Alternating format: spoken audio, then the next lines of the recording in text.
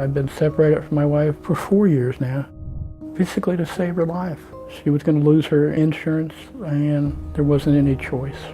I think both of us have accepted the fact that we'll never be together again. You do what you can to survive, and if I don't have medical care, I'll go into seizures without my medication and I will die. I'm Linda Drain and I'm 62. And I'm Larry Drain and I'm 66. We got married in 1981.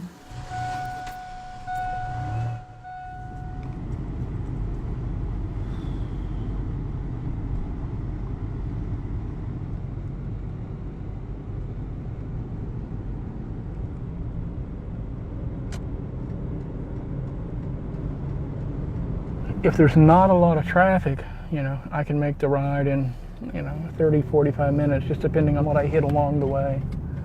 Linda's is, I think, 21, 22 miles, something like that.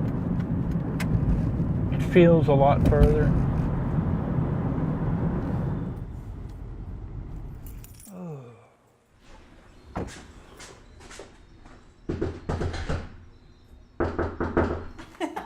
Come on in. How you doing? Oh. We met at the University of Tennessee. We were in a human services class, and the teacher was talking about tardive dyskinesia, where the tongue gets really swollen and people have a hard time talking. And he turned to me and he said, "Larry, can you show us how they sound?" And I started off and I go, "Oh, oh, oh, oh." And I mean right to the second. Across the room, Linda started going, and I thought, what bad taste, making fun of those. And then I thought, my God, she's having a seizure. I can't believe how much time has passed. She has pretty severe epilepsy. 20 years ago, she was having 10 to 15 grand mal seizures a day.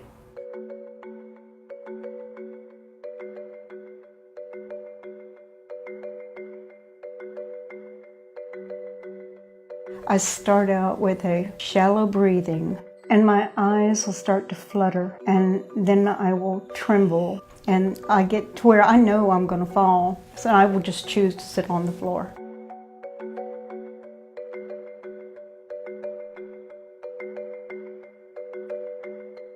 It's just real dangerous. It's not the one kind of thing that you want to do in the house by yourself.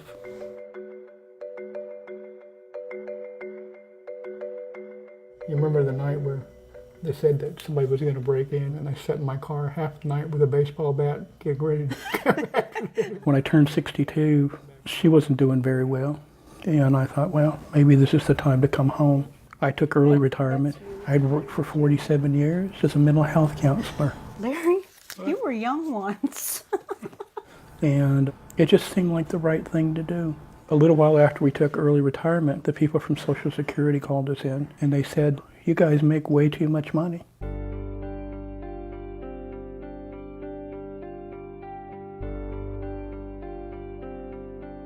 We were told if I wanted to keep my Social Security benefits as they were, we'd have to separate.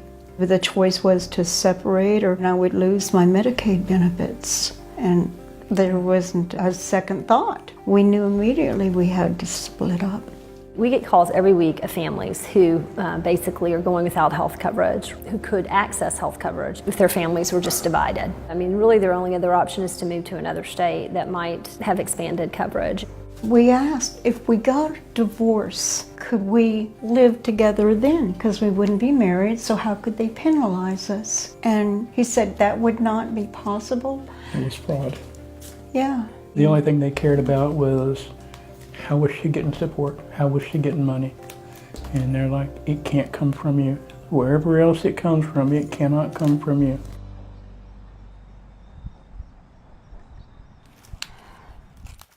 I was very scared when I first moved out from Larry. It was the very first time, even with all my seizure history, that I was terrified.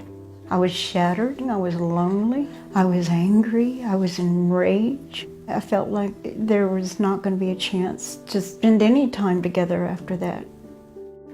I don't cook meals anymore because I have seizures. I don't want to be in front of a stove. and then know that my concentration is gone. Everything that defined my reality, which was being with her, doing things with her, they're forever changed.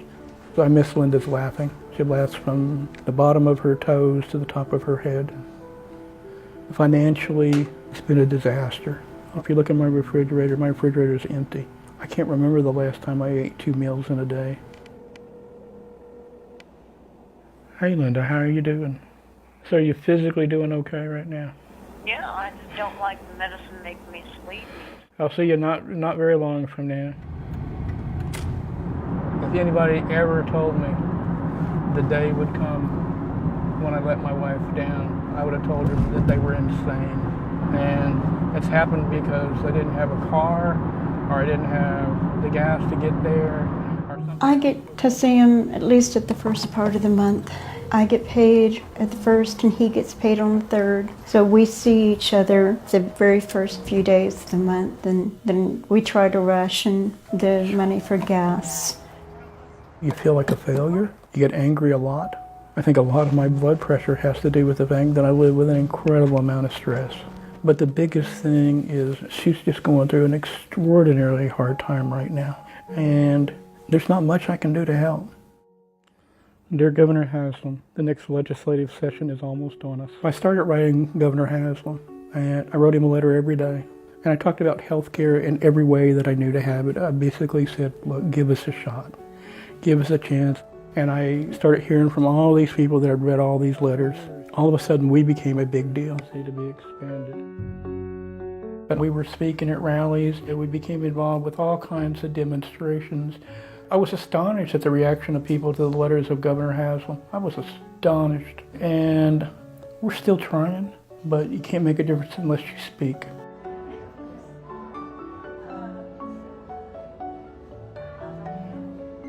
The truth is, we're probably not going to live together again. For whatever reason, tragedy is part of our life. And we can do what we can, and we can live the best life we can. We can try to be the best people we can be. You know, we can try to make a difference. The things you love, you cherish. You do. And you treat them with value. When you commit to a person, you want to put yourself last. And that's what love is.